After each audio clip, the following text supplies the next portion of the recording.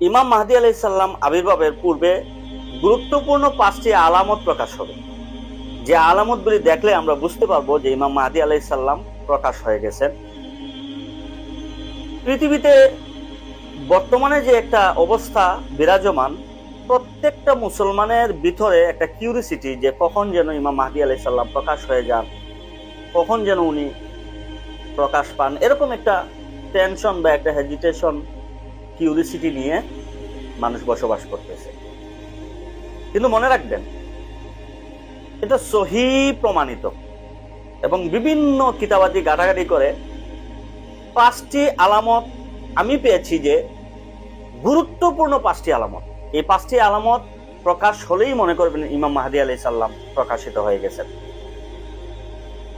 এর মধ্যে 1 নাম্বার হচ্ছে সুফিয়ানীদের বিদ্রোহ, যেটা সিরিয়াতে অনুষ্ঠিত হবে। সুফিয়ানি শিয়াদেরই অন্তর্ভুক্ত। 2 নম্বর হচ্ছে ইয়েমেনিদের বিদ্রোহ। ইয়েমেনবাসীদের মধ্যে একটা বিদ্রোহ দেখা দিবে এবং তীব্র হতাহতের ঘটনা ঘটবে। 3 নম্বর হচ্ছে আসমান থেকে একটা গায়েবী আওয়াজ আসবে। কখন আসবে? 23 রমজান। যে কোনো রমজান মাসের 23 রমজানে আসমান থেকে একটা আহ্বান আসবে যে উনি হচ্ছেন ইমাম মাহদী, উনাকে এবং উনার অনুসারীদেরকে অনুসরণ করো, উনি হকের উপরে প্রতিষ্ঠিত। এরকম একটা আওয়াজ আসবে, পৃথিবীর প্রত্যেকটা মানুষ তা শুনতে পাবে। আল্লাহ পাক রব্বুল আলামিন জিবরাইলের মাধ্যমে অথবা অন্য কোনো ফেরেশতার মাধ্যমে এটা ঘোষণা দিয়ে দিবে। এখানে শয়তানে একটা চক্রান্ত করবে। 23 তারিখ অর্থাৎ 23 রমজান যে ঘোষণাটা হবে, যে আহ্বানটা হবে আসমান থেকে, সেটাই সঠিক। আর 24 তারিখ অর্থাৎ 24 রমজানে শয়তানে আসমান থেকে একটা ঘোষণা দিবে। কি ঘোষণা? উসমানী নামে একজন ব্যক্তির নাম ধরে বলবে, উসমানী হচ্ছে সহি পথের উপরে অটল, তার অনুসারীরা হকের উপরে। এরকম একটা ঘোষণা সে দিবে। উসমানী হচ্ছে শিয়াদেরই একটা অংশ, শিয়াদেরই একজন ইমামের নাম বলবে। দেখেন এখানে কিরকম শয়তান একটা পেঁচ লাগাই দিছে। প্রত্যেকটা কাজে এরকম শয়তান বাধা দিবে। কিন্তু আমাদের মনে রাখতে হবে, 23 রমজান আল্লাহর পক্ষ থেকে আহ্বান, আর 24 রমজান শয়তানে করবে। শুধু এটুকুই মনে রাখলে হবে। 4 নাম্বার হচ্ছে নফসে জাকিয়ার মৃত্যু। নফসে জাকিয়া কি?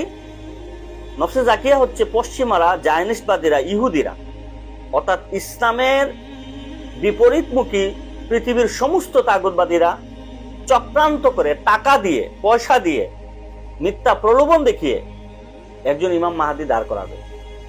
সে মক্কার রুকন এবং মাকামে ইব্রাহিমের ঠিক মাঝখানে, যে জায়গায় ইমাম মাহদী আলাইহিস সালাম আত্মপ্রকাশ করবেন, ঠিক ওই জায়গা থেকে সে নিজেকে ইমাম মাহদী হিসেবে প্রকাশ করবে। এবং বেশ কিছু মুসলমান তার ধোঁকায় পড়ে যাবে, বিভ্রান্তিতে পড়ে যাবে, তার অনুসরণকারী হয়ে যাবে। কিন্তু সে জায়নিসবাদী পশ্চিমা অর্থাৎ মুসলমানের শত্রুদের আবিষ্কৃত ইমাম মাহদী। তাকে হত্যা করা হবে। কে হত্যা করবে? এই শিয়াদেরই সুফিয়ানি বাহিনী হত্যা করবে। শিয়াদেরই একটা অংশ হত্যা করবে। এটা হচ্ছে 4 নম্বর, মনে রাখবেন। 5 নাম্বার হচ্ছে সবচেয়ে গুরুত্বপূর্ণ যে আলামত। মক্কা এবং মদিনার মধ্যবর্তী একটা স্থান, নাম হচ্ছে বায়দা। ওই বায়দা নামক স্থানে যখন সুফিয়ানি জেরুজালেম জয় করে, সে যখন বিজয় মিছিল করতে থাকবে, ঠিক সেই সময়ে তার কাছে সংবাদ আসবে যে মক্কাতে ইমাম মাহদী আলাইহিস সালাম প্রকাশ হয়ে গেছেন।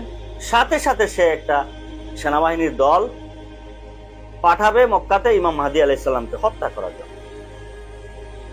ওই দলটি ইতিপূর্বে মদিনায় আক্রমণ চালিয়েছে এবং প্রচন্ড ধ্বংসযজ্ঞ চালিয়েছে, হতাহতের ঘটনা ঘটিয়েছে। ওই দল মদিনা থেকে মক্কায় যাওয়ার পথে মাঝখানে একটা জায়গার নাম হচ্ছে বায়দা। ও বায়দা নামক স্থানে যাওয়ার সাথে সাথে আল্লাহ পাক রব্বুল আলামিনের গজবের শিকার হবে, মাটি ধসে যাবে বায়দা নামক স্থানে। এটা যখন ধসে যাবে, তখন ইমানদার মর্দে মুজাহিদ মুসলমান যারা, এরা ওই আলামতটা তাদের নলেজে থাকবে, তখনই বুঝতে পারবে যে মক্কাতে সহিহ ইমাম অর্থাৎ ইমাম মাহদী আলাইহিস সালামের প্রকাশ ঘটে গেছে। ইমাম মাহদী আলাইহিস সালাম সেই রুকন এবং মাকামে ইব্রাহিমের মাঝখানে দাঁড়িয়ে থাকবেন।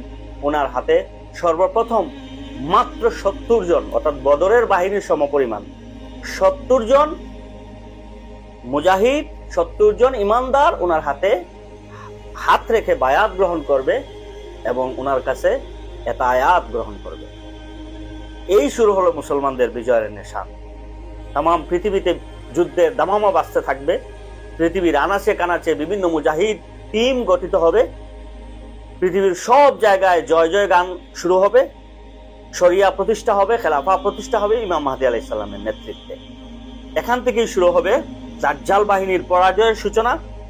আর সেই পরাজয়ের গ্লানি নিয়ে, প্রচন্ড রাগ নিয়ে, ওই দ্বীপ যে দ্বীপে ইমাম তামিম আদ-দারি রাদিয়াল্লাহু তাআলা আনহু দেখেছিলেন দাজ্জালকে আল্লাহ পাক রব্বুল আলামিন শিকল দিয়ে বেঁধে রেখেছেন, ওইখান থেকে প্রচন্ড রাগ নিয়ে সেখান থেকে চলে আসবে ইরানের ইস্পাহানের ইয়াহুদিয়া অঞ্চলে।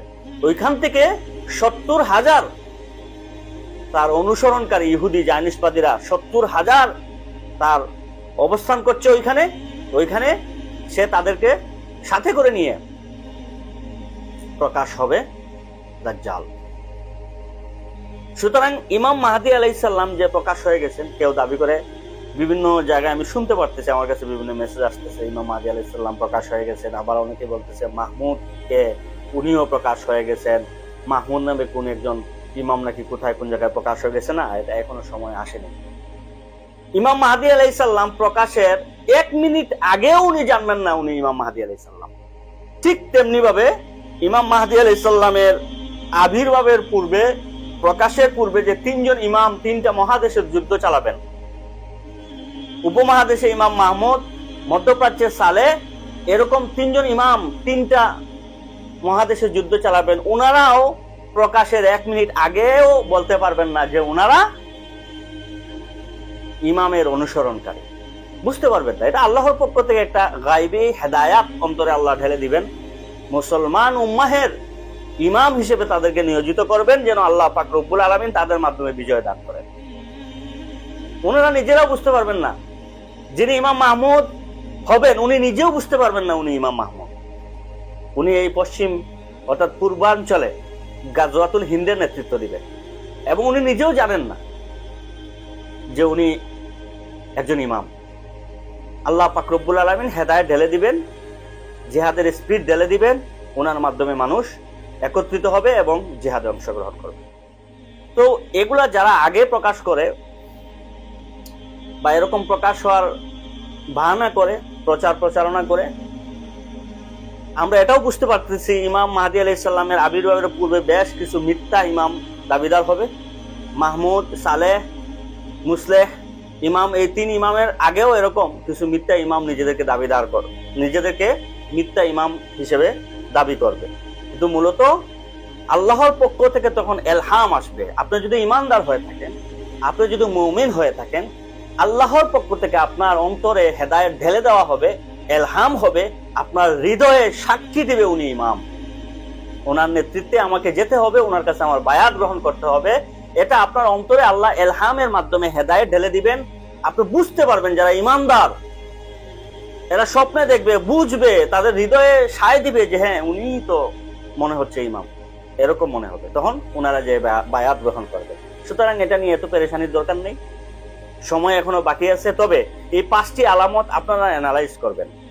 আপনারা সুফিয়ানির সিরিয়ায় সেই আসাদ, বাশার আল আসাদ এবং তার পিতা, এদের বংশ থেকে এই সুফিয়ানি যে বাহিনীটা, এরা শিয়ারই অন্তর্ভুক্ত এবং এই সুফিয়ানি সেই সুফিয়ানি মুহাম্মদ সাল্লাল্লাহু আলাইহি সাল্লামের চাচা আবু সুফিয়ানেরই বংশের হবে এরা। এই সুফিয়ানি যখন বিদ্রোহ হবে, হতাহতের ঘটনা ঘটাবে, মিশরে হামলা করবে, ইরাকে প্রচন্ড হতাহতের ঘটনা ঘটাবে, সিরিয়ায়, লেবানন, এগুলোতে মধ্যপ্রাচ্যে প্রচুর যুদ্ধ চলবে, প্রত্যেকটা দেশে গৃহযুদ্ধ চলবে, প্রত্যেকটা দেশে হতাহতের ঘটনা ঘটবে এবং সারা পৃথিবীর মধ্যে সবচেয়ে অস্থিতিশীল পরিবেশ তৈরি হবে মধ্যপ্রাচ্যে। এটা স্পষ্ট এখন আমরা একটা বুঝতে পারতেছি, আমরা উপলব্ধি করতে পারছি বর্তমান মধ্যপ্রাচ্যের অবস্থা কি দাঁড়িয়েছে।